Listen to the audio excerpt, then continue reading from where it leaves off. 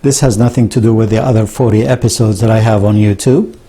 It's just a bonus episode, and it's just a summary. It's not very long. It's only about 5 minutes, 4 or 5 minutes, trailer, so to speak, to give you an idea about the format that I'm using and about the story itself and what I hope to accomplish. And hopefully you will like it and enjoy it, as I do.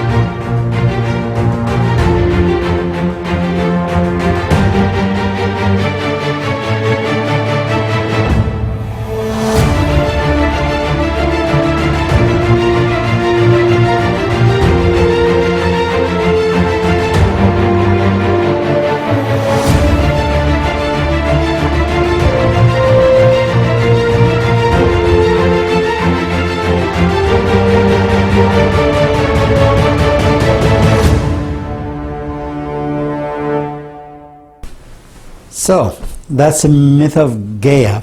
The word comes from the Greek geo.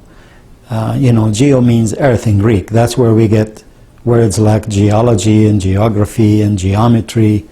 The myth of Gaia or Gaia is a story about us, about our future. I really believe that we as a human society should, from now, start planning to be a two-planet species instead of a one-planet species. And the reason is there's a lot of danger from nature. Asteroid impacts, supervolcanoes, nuclear wars, hopefully not, but you never know. Some crazy people may make it happen. And other natural calamities. If this happens, we will probably end up like the dinosaurs 65 million years ago, extinct. And Earth will be inherited by a different species and perhaps never again have intelligence. I would like to see us as human beings survive a natural calamity by having a backup. In other words, be able to live on two different planets so that if there is any danger in the future, at least the human race will not be extinct. But 12,000 years ago, there was no civilization. We lived in caves. Today, we have an international space station. We have reached as far as Pluto, 5 billion kilometers away from Earth. Most of our biggest accomplishments only happened in the last 100 years.